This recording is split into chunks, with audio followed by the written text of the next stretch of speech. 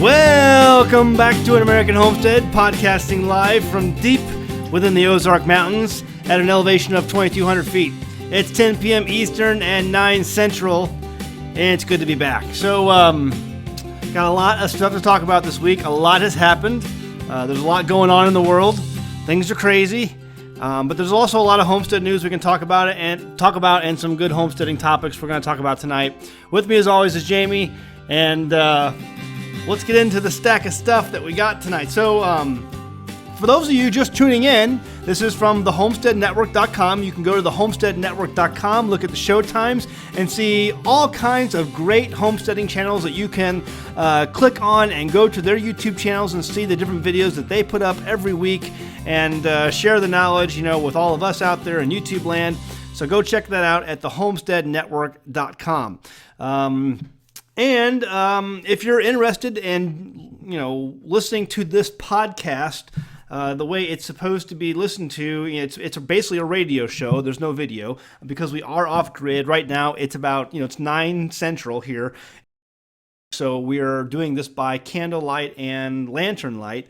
So there is no video. But if you want to listen to this podcast, a lot of people have asked about downloading the podcast, listening to the podcast in their cars on the way to work and such. You can go to your favorite browser and search for YouTube MP3 converter and download whatever one you want and convert this video from YouTube into a podcast and listen to it as an MP3. It's very easy to do. Just go to your favorite browser and search for YouTube MP3, and you'll find something, I'm sure. So how's it going? Good. What did we do this week? Well, I'm looking over your shoulder at all of your notes. Well, don't look at the notes. Why? Well, let's just tell me what you did this week. But it's a good reminder. But I wrote those notes with me instead of you in mind. So what did you do this week? I did a lot more painting. You did painting on the living room that you're redesigning. Mm-hmm. Yeah, I did a lot more painting, and it's getting close to being done. And so we're going to be doing a video on that coming up soon and showing you all the changes that we made in the living room. This is a manufactured home that we purchased when we moved on the land. We went through and we just basically redesigned our house from scratch as a remanufactured home. They built it, they assembled it, or they brought it to the property and assembled it. And it was just a lot of, I don't know, what would you call it? I mean, cheap, cheap. Well, manufactured homes are what they are. Like, they're a really good source if you want a home brought to your property that is not, that, you're not building yourself. It comes, it gets set up. But it comes with a lot of things that maybe you could have upgraded if you had built the home. You could have put in a porcelain sink instead of a plastic one. Right. You could have put in actual wood caps instead of But we had this fiberboard. Wallpaper on it that came with it. Manufactured homes, all of them come with wallpaper, and what I really have come to, I don't know, I call them strippy things, like, the little strips that seal the cracks between the wallpaper boards. Yeah. All of them come with that. They have to. You're not putting in drywall and tape and masking it, all that kind of stuff. They're not doing that. Yeah.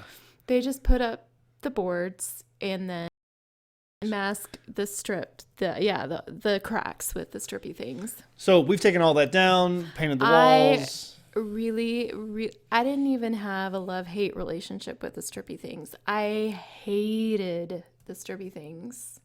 I really did not like the strippy things. We replaced those because they're kind of on the ceiling too, like as the molding. They had those brown ones as molding on the. Yeah, it was just basically fiberboard and paper. And so we took that down, put in some moldings. You'll see the video, but that's what she's been working on. Yeah, it just makes it feel a lot more homey and open and bright. I felt like the wallpaper really made it dark in here too. Yeah. Anyway, so let's see what else we got here. I finished the deck for the solar kiln. working on that. I'm trying to get that done before the second week of February. That's my goal. Second week of February, have the solar kiln done, and have a video up. The people over at Ondura Tough Tech sent us some roofing materials for that, and they're bugging me, wanting me to do a video. I'm going to do a video. It's just there's so many projects we're into right now. It's just hard getting it, to finish. So we're finishing it. I'm going to get done by second week of February. I finished the deck. I'm going to start framing next week. I also repaired some of the sawmill. There was a track that needed to be... I put down some new wood, 2x4, for the track because it was starting to rot on the sawmill. And so when I put the track back down, the rail that the carriage rides on when it saws the lumber, I put it down crooked. And so it sawed the wood crooked. So I had to pull that up and relay down the track, and so I'm doing that, and it's about finished. So I'll be back cutting wood on the sawmill here soon. And then I went and I butchered a cow over at Shalom Acres and brought home some bones for you. Yeah, we I made stock with them the next day. I put in apple cider vinegar this time because I had read that would take more of the nutrition out of the bones, and I really think it made the stock a little bit more gelatinous. Really? Which is what you want when the stock gets cold. Just sitting at room temperature, it's liquid. Right. Or especially when it heats up, it gets more liquid. So that's a good tip for folks out there who can a lot of stock, and we can a lot of stock. I mean, we can almost seems like I can't remember where I read that. I probably saw it on Pinterest, but yeah, I just put a splash in. I didn't even measure it. Just a little splash of it. Mm-hmm. And it's supposed to take more of the nutrients out of the meat and the bones and the marrow. Yeah. Mm-hmm. And so, okay, cool. Pretty good tip. So if you guys are out there doing, and I brought home some ribs. Yeah, and so, I pressured them all together. Yeah. I pressure my stock. I know that some people out there think that it ruins the nutrition of it. I don't really see how it does that, although I'm okay with people having their different methods. I'm not going to try to convince you that your method is wrong. I take advantage of my pressure cooker when I can just because it takes less fuel. And so I'm burning less fuel on my propane stove and also watching my fire less when I'm using firewood. So that's worth it to me. I really like pressuring my stock because I can get it done in an hour. Right. I know some people in the chat room, they're saying they're having a hard time listening to us. We're buffering pretty hard. I will go. I'm making sure I have everything closed on my end to make sure it's not draining any of our bandwidth. But let me go back.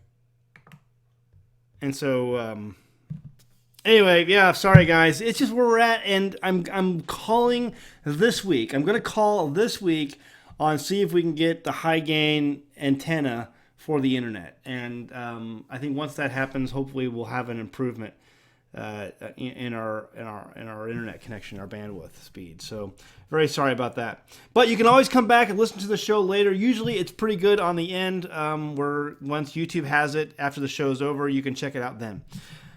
So yeah, I brought home some ribs, and you can the ribs, some of them, and then we... No, I made stock.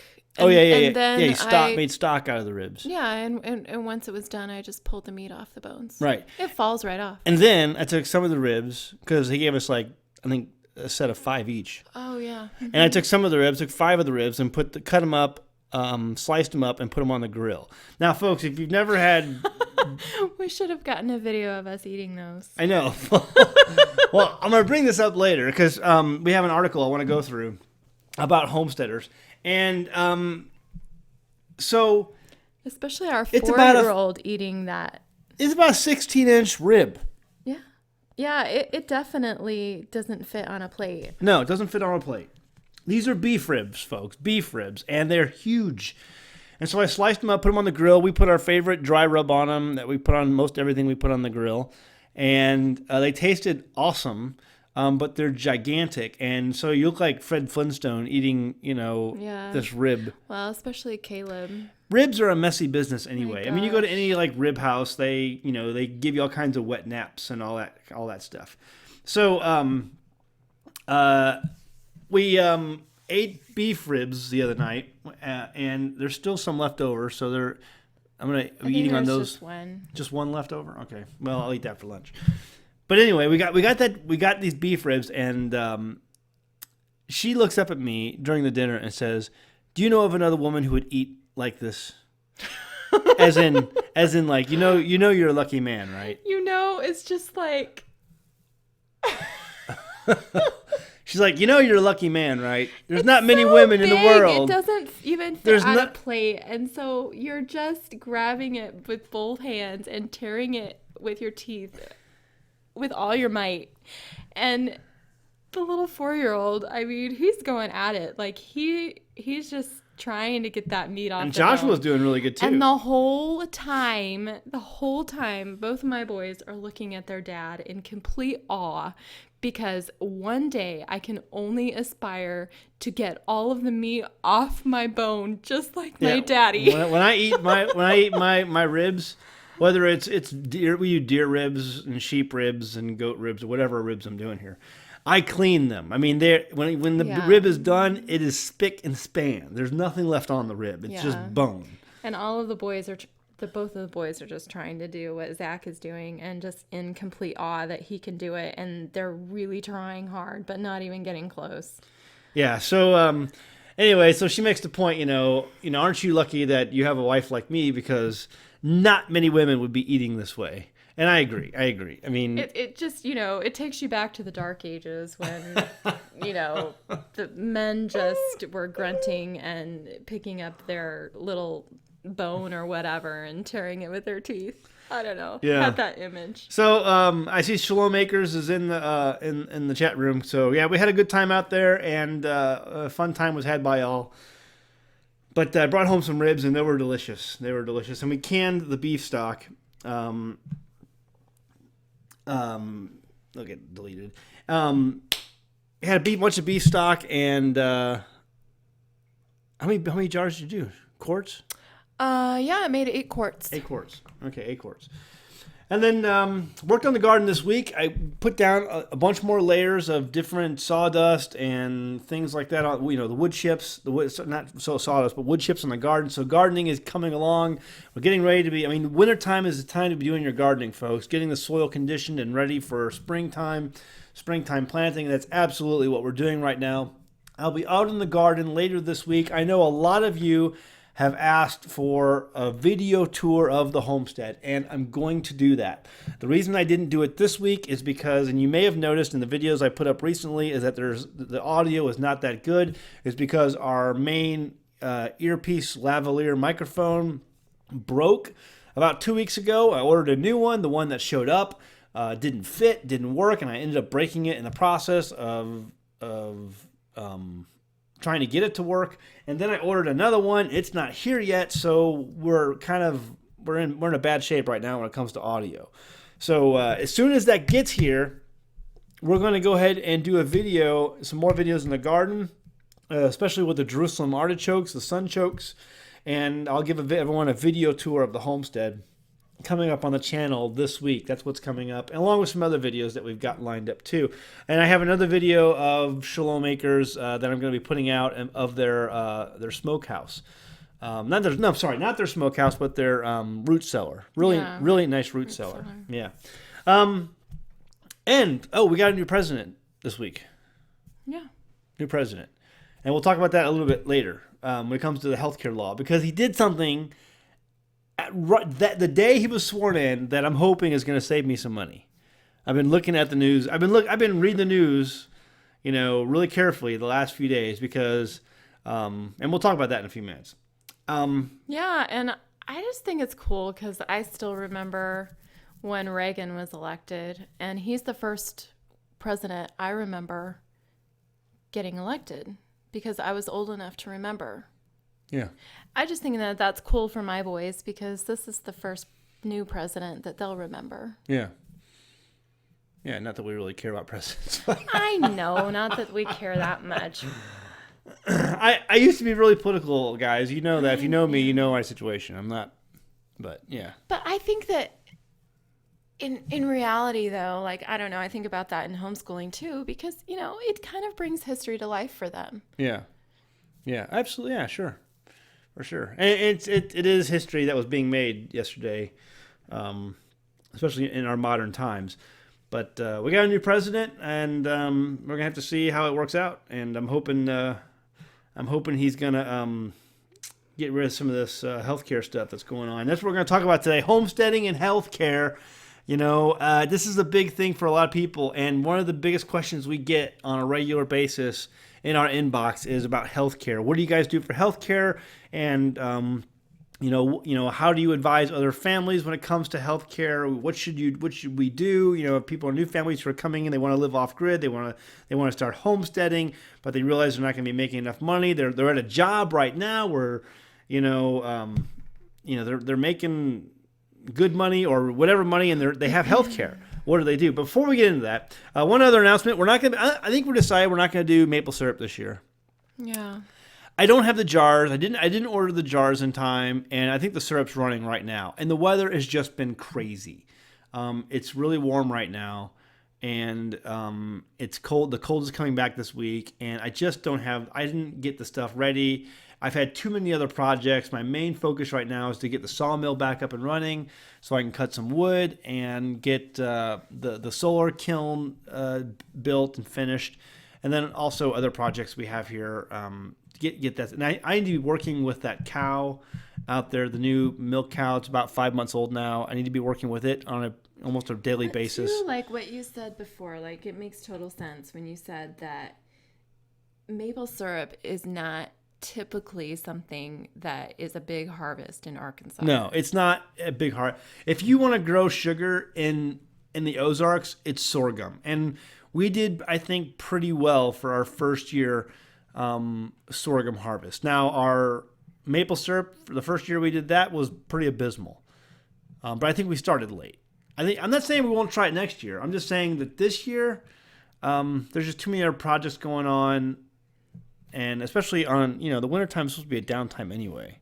I just think it's hard because, you spread yourself really thin sometimes. Yeah. So I think what we're going to do is we're happy with the sorghum. We have sugar on the homestead. We did really good on that. We're going to do even better next year. I've been conditioning the sorghum field with manure and rabbit poop, chicken litter. I have some azomite dust that I'm going to be putting down soon on the sorghum field. So we're going to do really good again next year with sorghum. But this year we're going to plant a different variety. So I think even next year, not only will we get sorghum, or it's actually sugar cane, we're going to be doing harvesting the seed heads that come from it, that came from the variety we tested this year in the garden, and be able to make flour and bread from those grain heads. So that's all on tap right now. I think I'm going to spend my time on other things. Back to healthcare. So homestead healthcare, that's the thing. So we get a lot of questions when it comes to healthcare. What do we do on the homestead? We don't have regular jobs where healthcare is provided for us as a benefit of being employed. What do we do for healthcare? And as someone who was employed before we moved off into the homestead and out of the city, we had pretty good health care, but it was very expensive. I mean, there was a giant cost for that health care every month out of our paycheck. Well, we never saw the money, so it just came out. It just came out of the... Well, I know right. A lot of people are in that situation. I don't remember how much it was that came out, though. It was like, $600. $500-600 a month. I think it was that much. Yeah. I mean, it was expensive. And I remember every year the premiums going up, and some of these guys who were living a little more, closer to from paycheck to paycheck, they were really upset when it happened. I just don't understand how anyone being self-employed, trying to start their own business, can afford health care. Yeah. Not even just homesteading, but like anybody trying to start up their own business. Yeah, to me, healthcare is really super expensive. I don't know how anyone does it.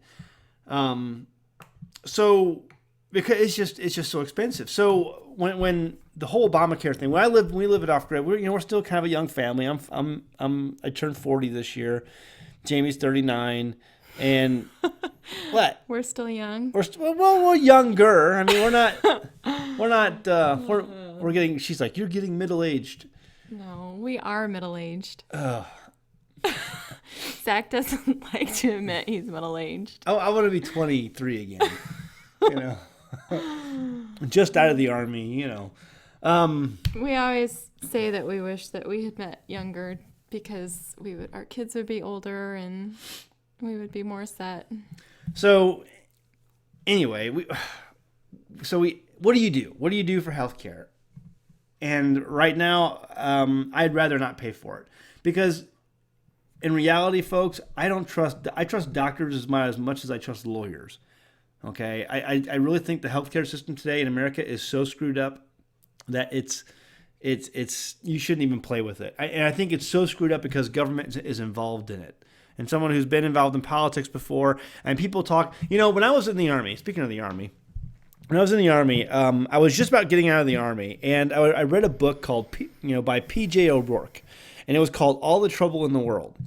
And amazing book, amazing author, P.J. O'Rourke, he made the point in that book that stuck with me, till this day. And he said, if you think, because back then, you had the Clintons, and Hillary wanted to make, universal health care back then. It's called Hillary Care. Well, he made the point, he says, if you think health care is expensive now, wait till it's free. And that point always stuck with me because in reality, health care someone has to pay for it. And all these countries that have implemented socialist-style programs are not better off for it. The people are worse off for it. So his quote, if you think healthcare is expensive now, wait till it's free, has stuck with me. And really, I think it's better right now just to not even mess with it. I mean, think about how much money you're throwing away every month for a program, for a system that may or may not cover you, just depending on the insurance and what they think that day. If something catastrophic happens to you, or if some disease comes down the pike, or whatever, is it gonna be enough? Or is it gonna leave your family forever in debt? And so, so what do you do? This is your life you're talking about here. And so, don't take medical advice from me. Just let me throw that out there. I'm just saying, when I look at the big picture here, it's a mess, and I think it's a mess because government is involved in it. And so what do you do? What can I do? What can we do as regular people? I think that, number one, we can aspire to live healthy lives. We can aspire to eat healthy things, good food, things that are food, and try to live healthy as much as possible. And then be prepared, when something happens, have maybe some basic medical training, have, first aid trauma kits, available at hand on the homestead. We have those things. We have developed relationships with a number of healthcare professionals in our area. If something were to happen, we could seek advice from a number of these people. And so that's our Homestead Healthcare. We've also gone out. We've located a number of urgent care places. One we visited twice so far since we've lived off grid in our area that takes cash payment for their services. And there's a lot of doctors doing that nowadays that are taking cash payment services for, hey, listen, you go in there, this is what it costs. There's basically a menu on the wall. And if you go to their website, I went to the website of the place we went to. It's called Caras, Karas. And they have a price sheet on their website of the things they do. If you need an arm sling or an ankle splint, they show you exactly what that stuff costs on their website. And so right going up front, if you need some kind of care. Now, this is not emergency care. This is something like it just depends on what it is, a pap smear or. Well, we went because we thought when Caleb was a baby, I thought that he had an ear infection. I don't know, being a little bit overly paranoid, I guess. It was his teething, but I had convinced myself that it was bad enough and he wasn't sleeping. It says on here, ingrown toenail removal, $150. I had a procedure that done one time. Yeah, that's expensive. Whew. $150. Well, basically, they cut off the whole side of your It toenail. says IV infusion, initial setup, $100.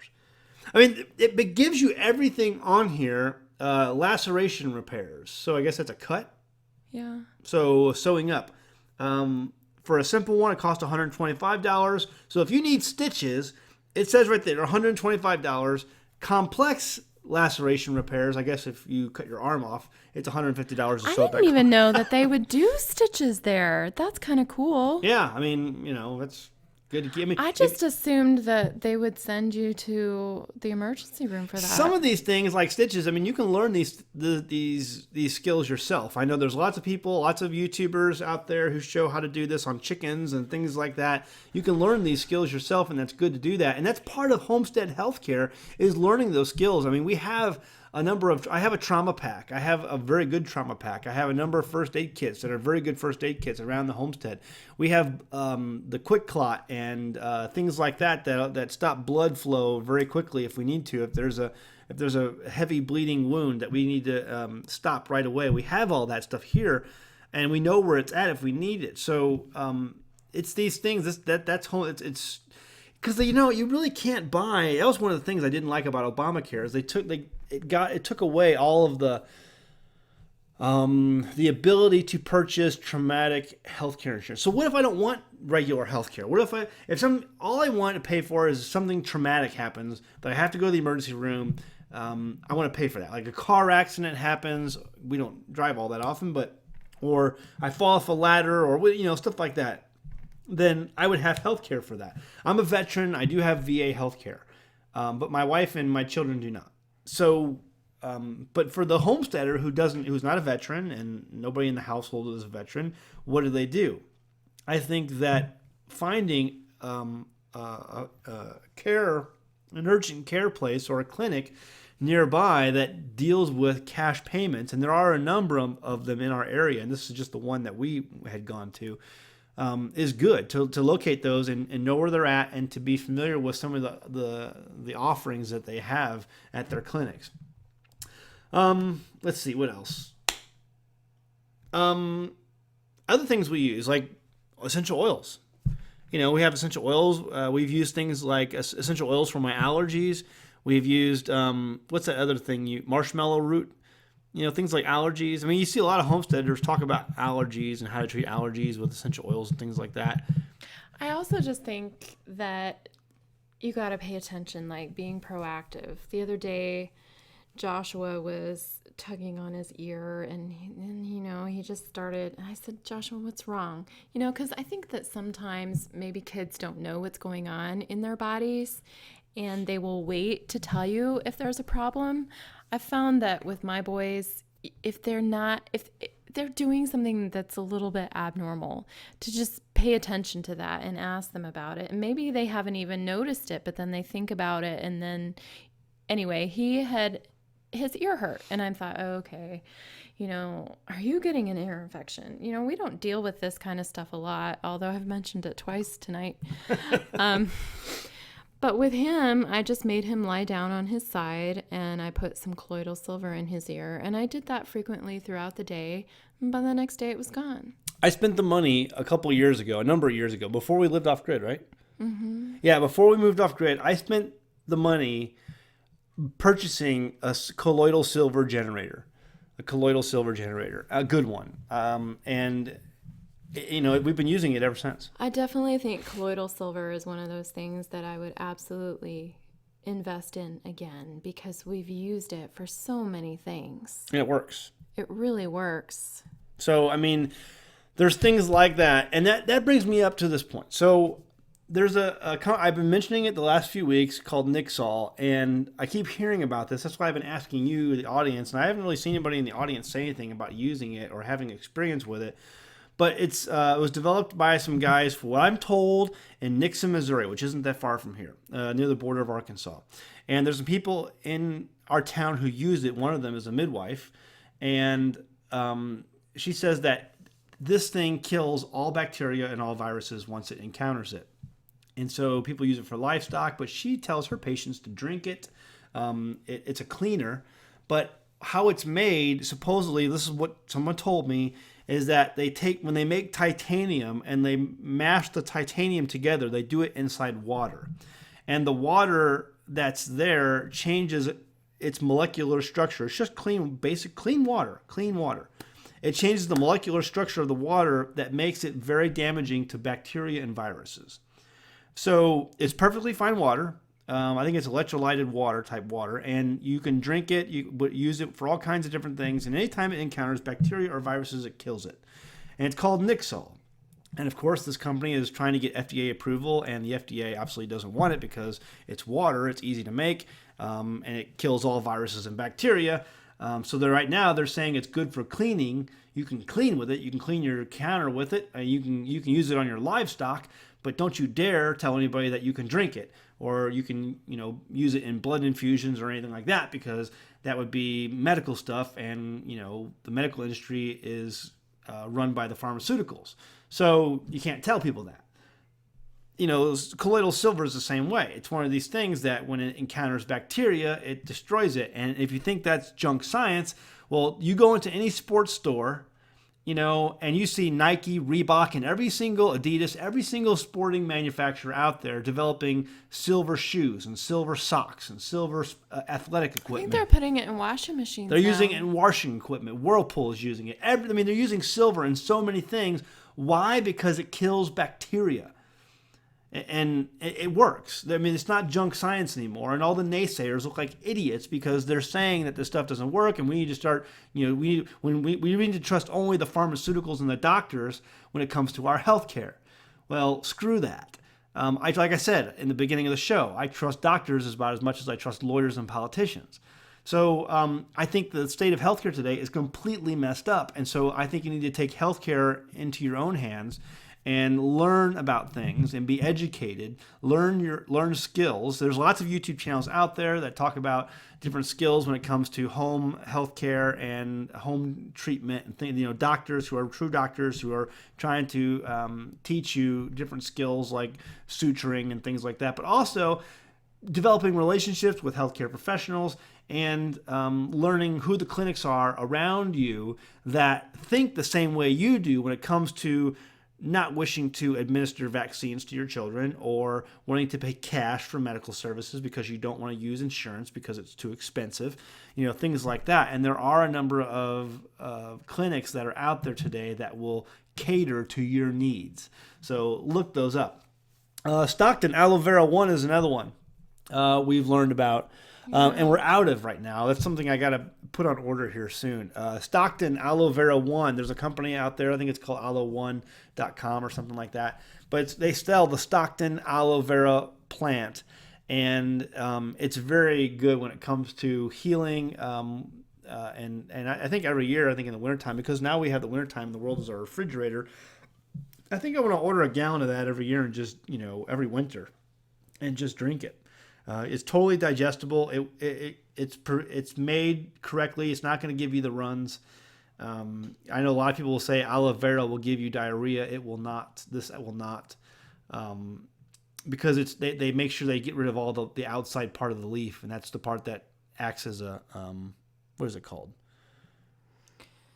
I don't know. The part that acts as a way to gives you diarrhea. I forgot what that's called. There's a term for it. The fiber? No, it acts as a inulin. No, it acts as a way that loosens your stool. What is that called?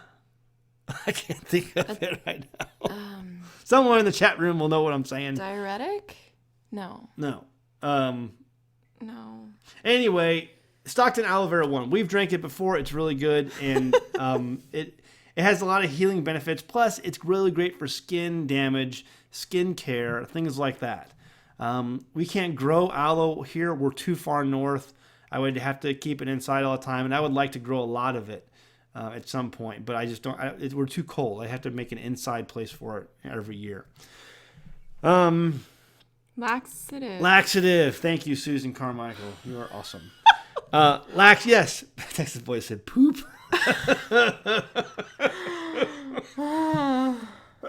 Excuse me. Anyway, so all that to say, all that to say, there are some ways to do Homestead Healthcare. Now, this week, with President Trump becoming our new president, about a few days ago, I got a letter in the mail from the friendly IRS. And the IRS, I'm like, oh, open this up. And the IRS wanted to inform me that if I did not sign up for healthcare at healthcare.gov, then I would be penalized by paying a fine. And because I was not insured for the 2015 tax year, I was going to be paying a penalty this year, and I needed to, get this taken care of. So I don't know if anybody else out there in the chat room or anyone else out there listening to the podcast got this letter, but they sent it out to about 7 million, I think it's 7.5 million people they sent this letter to just in the last, month or so. And I'm one of them. I got the letter. So because I didn't have health care in 2015, I filled out my 2015 taxes on TurboTax is how I did it. And they basically said, okay, I'm exempt. Maybe it was because of the money or whatever. I told them I had VA health coverage because I'm a veteran. But they said I'm exempt, but the IRS says no. They took a look at my records and they say, you owe us a penalty. And so I see Rain Country Homestead, same here, Zach. So they said just now in the chat room that they also got the letter. So if you guys got the letter, folks, and it went out to over 7 million people, what Trump did on the first day in office is and I included the link to the USA Today article about the letters that went out, so you can find that in the description below. What President Trump did on his first day in office is he signed an executive order that directs, and I'm reading from the dailymail.co.uk news article that's also in the description. It directs every government agency that implements or enforces the Obamacare law to grant waivers, deferments, exemptions, and delays in order to minimize or eliminate any costs associated with implementing Obama's signature medical insurance scheme. I don't know if they called it a scheme in that or not, but I do have an article that says exactly, I think, what it said here.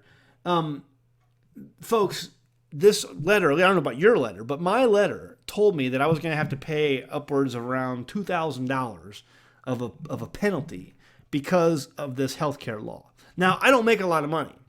In fact, I'm the lowest amount of money I've ever made in my life because I only work part-time. I do the homestead, and I work online for web design to just get my family by when I need to. So I don't make that much money. For the government to come in now, take another $2,000 out of my tax returns, then that's like kicking me in the shins. So I'm really excited. I'm really hoping what he did on his first day in office, because that affects 7 million people. And I see maybe a couple people in the chat room also have this, has got this letter as well. Now everyone's saying laxative. Is there that much of a delay? There might be. I don't know. Anyway, so what this does, this first executive order, basically orders every government agency, and it's talking about the IRS in particular, specifically, because the Trump team knows that these letters went out. It was on it was in every major newspaper and every major news outlet that these letters were going out. That's why I just have included the link of the USA Today article in the description of this video. So the first thing they do is they're trying to ease the burden on these 7 million people who got these letters saying, hey, you're going to have to pay a penalty. Let's see. Let's go ahead and go to the I also included a Yahoo article. Let's see. Here it is. It says the order called for government agencies to the maximum extent permitted by the law to waive, defer, grant exemptions from, or delay the implementation of any provision or requirement of the act that would impose a fiscal burden on any state, or a cost, fee, tax, penalty, or regulatory burden on individuals, families, healthcare providers, health insurers, patients, recipients of healthcare services, purchasers of health insurance, blah, blah, blah. So on any individuals, so that'd be families, that would be us. penalty or regulatory burden. I'm really hoping, folks, I don't have to pay a penalty. And I'm hoping this executive order will make it so. Because I've already submitted my taxes, the TurboTax, this year. I just finished it the other day. And so I'm hoping that this is going to take that away. They said they already told me what my return's going to be, which is good. But if the IRS says no and they decide, well, because the taxes, the forms are at the IRS now, they say, no, you're only getting such and such back because you owe a penalty. That's going to hurt my family and probably about 7 million other families out there as well. So anyway, that's what we have to look forward to. I think healthcare right now, folks, is a mess. I think that you guys need to take healthcare into your own hands. This is something that we've thought about a lot on our homestead, and it's something we get asked about a lot on our homestead. What do you guys do for health insurance? How can my family do our own healthcare? Because right now, Zach, I'm stuck in a job and I'm paying $400 or $500 a month for health insurance, and my deductibles are skyrocketing, and so I can't. It's ridiculous. Healthcare in America is dead. It just feels like, to me, it always just felt like throwing money away. Right. It's dead. And not only that, but if you have to use it, there's so many reports of families who don't get out what they need from it that they've been paying into, that the insurance companies just leave them high and dry anyway. And some of these MediShare things, some of these other alternative healthcare systems that you can find out that you can enroll in, it's a mess. It's absolutely a mess. And so what do? I remember, and this is harsh. I know this is harsh. I don't like to be harsh, barely, but I think back to the old John Wayne movie, The Alamo, and the little kid asking the preacher, what is it you're praying for? Or what he says, you always give thanks. Why do you give thanks?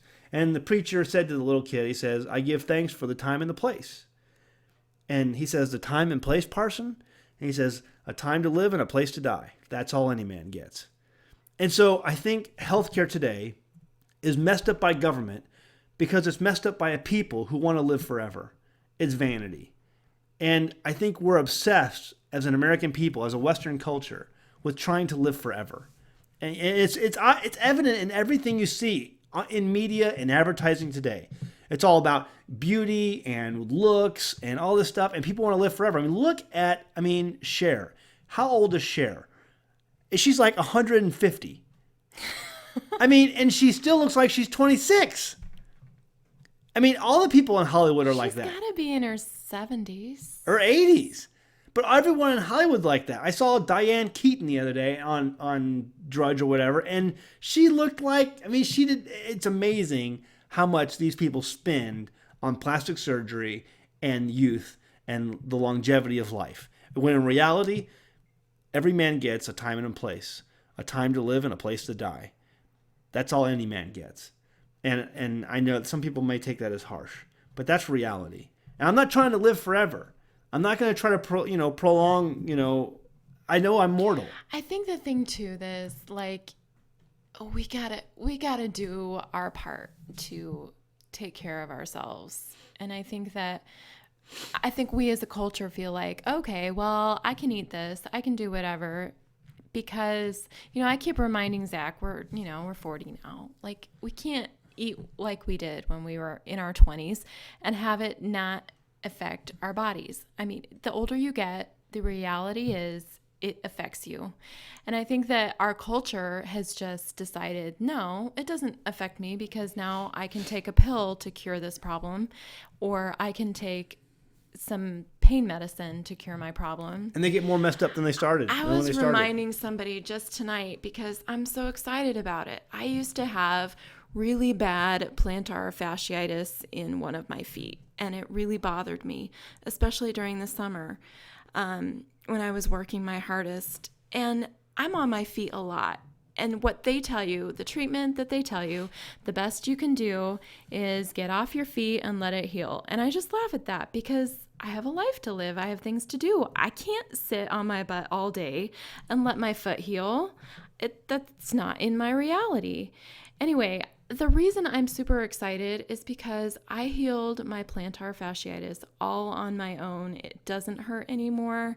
I can do whatever with my foot and it's fine. And I did that by cutting sugar and a lot of carbohydrates out of my diet.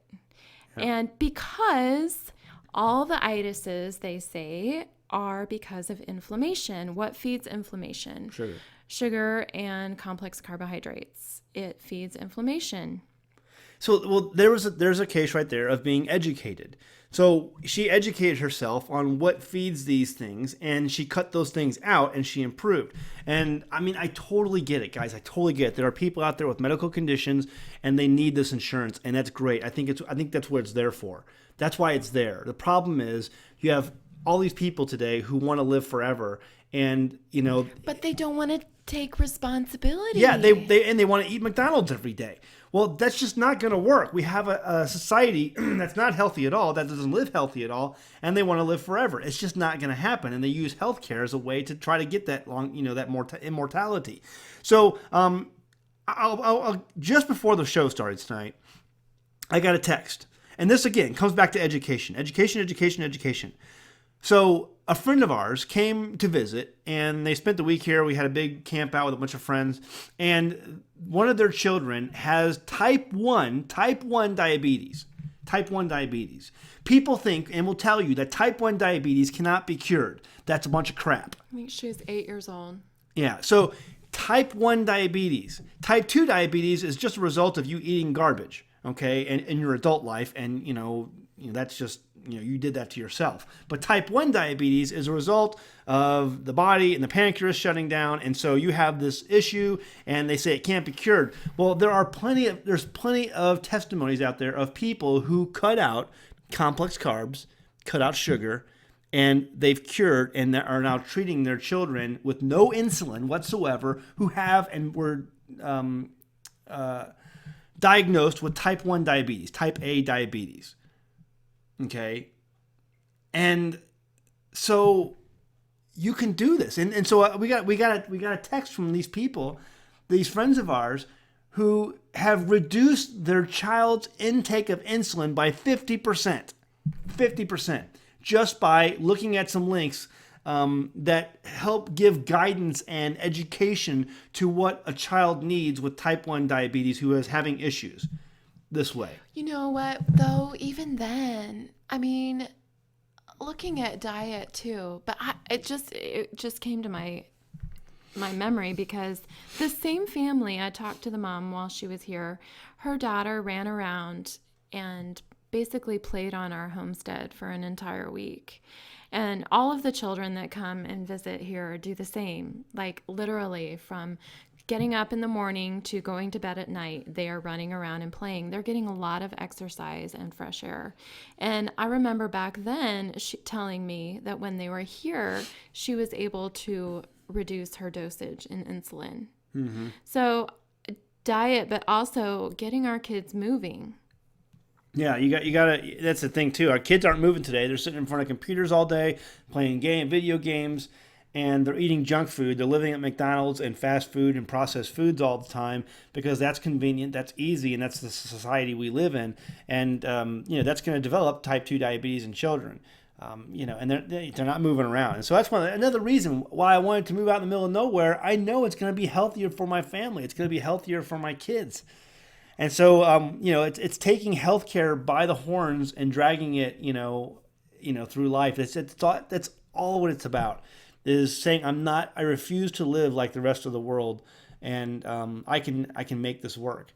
And some people I know, I totally understand that there's a reason why they have insurance, healthcare insurance, and it's a lifesaver for them because of their situation. Every situation is different, so don't think I'm coming down on everyone who uses health insurance. I'm just saying that it's messed up right now. It's way too expensive, and the real reason it's expensive is because government's involved in it. Remember P.J. O'Rourke, what he said is if you think healthcare is expensive now, wait till it's free.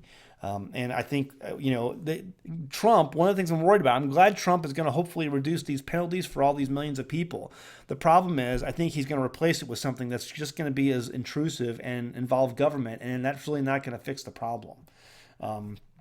Anyway, we'll have to wait and see. Let's go to the chat room, folks. We got about 10 minutes left. If you have a question, please put it in all caps, and we will try to address it and see what we can do about answering your questions. Trying to think, what else is going on? Anything else until we start getting questions?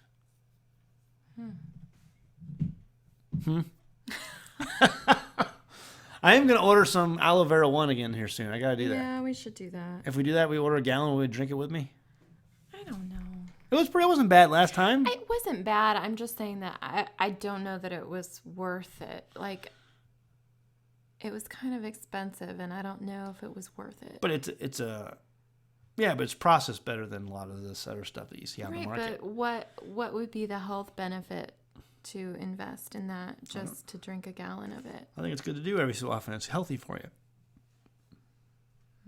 I don't remember seeing any benefit from it. Really? Maybe you don't know the benefit that happened. It's going on internally. I'm going to order some of that because I think it'd be good. We had a child who was burned. It was Caleb. He put his hand in. He was over at a neighbor's house. We talked about this before. And so we didn't have any Aloe Vera 1 on hand to deal with that. So I'm going to order some of that just to keep around in one of the tubes that they sell you. And then I think we're going to order... what was something else we're going to order? Oh, the Nixall. I really want to get some Nixall, but I want to call the company this week and see what they say about it. There's also another article inside of our description. It's called "Would Your Spouse Live Off the Grid?" And this is something we get asked about quite a lot too. 1 in a million. Would your spouse live the off the grid lifestyle? And a lot of people come to us, they email us and say, hey, my spouse really is not, how do I get my spouse interested in living, doing the homesteading thing or living off the grid? And really our answer is that if she's not interested or if he's not interested, you're not going to be able to do it. It has to come from them. You cannot force your spouse into this lifestyle because it's just going to end very, very badly. So anyway, great article over there by thesurvivalmom.com. I have the link in the description below if you're interested, and you can check it out. To our winner of the T-shirt last week, it was somebody from Australia. Next time, we're gonna send the T-shirt out to him, but it's gonna be a hefty shipping charge that we're gonna pay for. I don't know what it's gonna cost yet. Tim hasn't figured it out yet, but I'm sure it will be. But from now on, I think it's Jim is his name. You're the only winner of T-shirts from your continent. There will never be an American Homestead T-shirt on your continent. What about other continents? I don't know. I think I'm just gonna limit it to America only. Can we do that? Can we just keep the shipping costs down? You just put it on a really slow boat. Yeah. There's no such thing. Everything is expensive today. So, Jim, you're gonna be the only one with an American Homestead shirt on your entire continent. I'm not shipping one out to Australia ever again, unless they seriously pay me extra for it on the web store. And so far, I haven't sold any over there, so you're the only one, and it's on the way. Texas boy, it's the Aussie kid. But anyway, so check out that 1 in a million. Would your spouse live off the grid lifestyle? Survivalmom.com. It's in the description below. Is the aloe from the stores good? I don't know. I was in Walmart. I don't know. I guess it was back maybe a few months ago. I was in the big city and I was going through Walmart and I saw it on an end cap. They had the whole end cap with aloe vera, drinkable aloe vera, and I almost bought one. It wasn't Stockton, I don't think. And I had heard that other aloe vera it acts as a laxative. But was it refrigerated?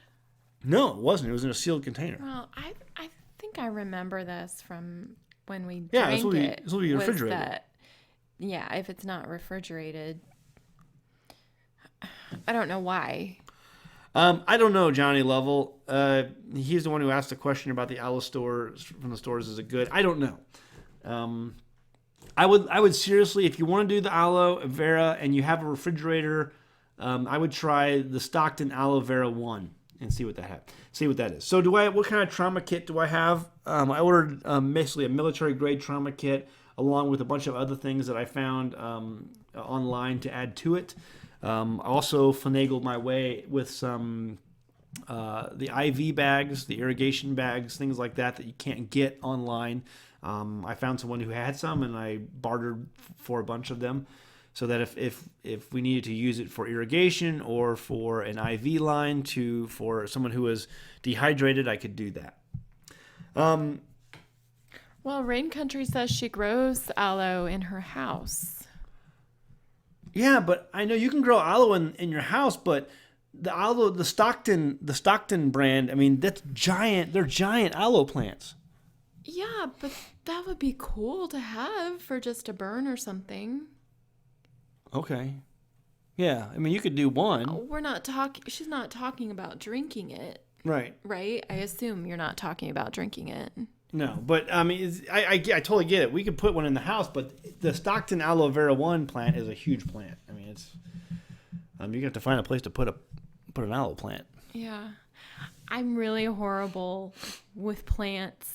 Zach is the gardener. I'm not really good. I don't know if I would kill a house plant. We can probably keep it alive here. I'm sure of that. It says aloe does not need as much heat as you might think. Well, I'll tell you what. I put an aloe plant in my greenhouse one time, and it didn't survive the winter. Even though I was heating the greenhouse. I was heating the greenhouse with wood fire, and my other plants survived. The aloe plant did not. So, yeah, I guess you'd have to bring it inside. Yeah, you're going to have to bring it inside. What manufacturer built your modular home? Would you recommend them?